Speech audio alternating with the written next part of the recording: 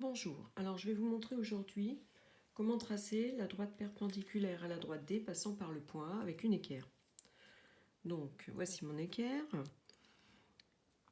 Il y a deux côtés de l'angle droit. Donc je propose de mettre le plus grand côté de l'angle droit sur la droite D et de faire glisser jusqu'à temps que j'arrive au point A.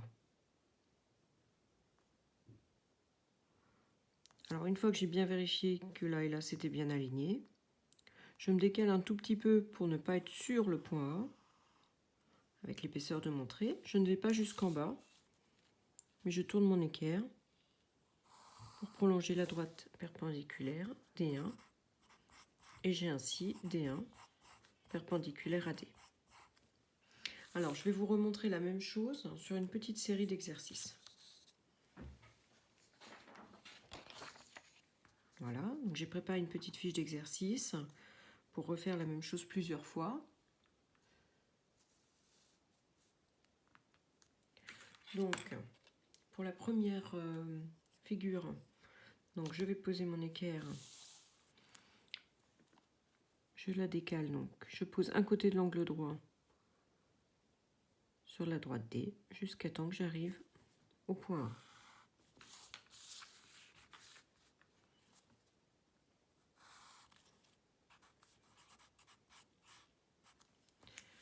Pour la deuxième,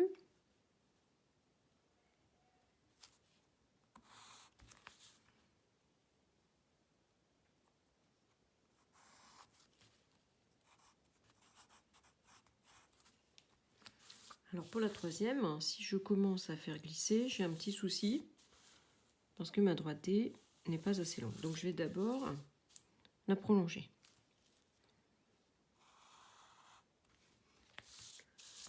Donc je la prolonge et je recommence.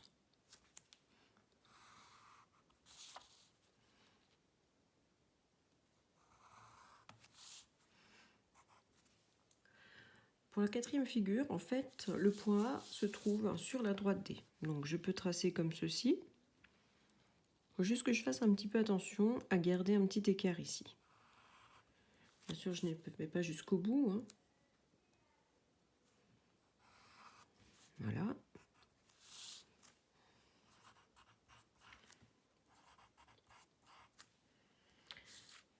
Je reprends sur les figures en bas.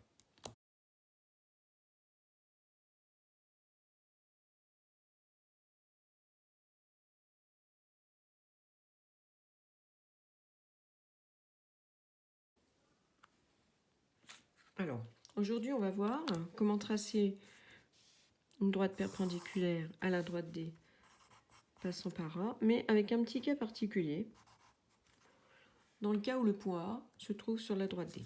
Donc on avait dit, on prend un côté de l'angle droit de l'équerre, on la fait glisser jusqu'au point A.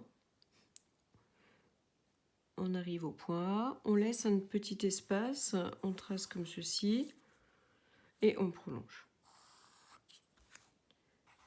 Néanmoins, on peut trouver un instrument qui est beaucoup plus pratique, c'est le rapporteur. Alors je vais le refaire sur un autre exemple, avec le point B par ici. Donc, je pose mon rapporteur circulaire sur le point B, le centre de mon rapporteur sur le point B.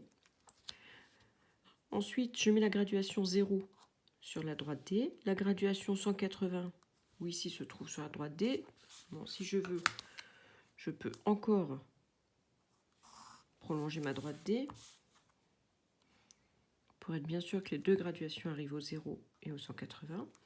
Et ensuite, je mets une graduation à 90 degrés, qui correspond à l'angle droit, et à 270.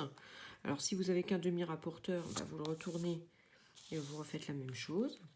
Et ensuite, vous n'avez plus qu'à tracer la droite qui relie les deux petits points, et qui sera donc la droite perpendiculaire à la droite D, les deux par exemple, passant par le point B.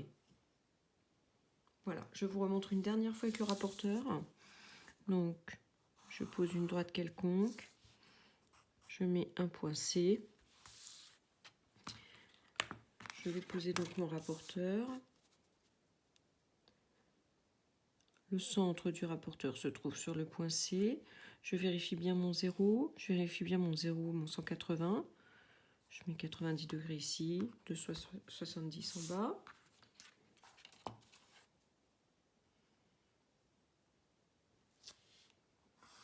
Voilà. Et ensuite, je trace ma droite D3, perpendiculaire à la droite D1, par exemple, passant par C. Voilà, merci.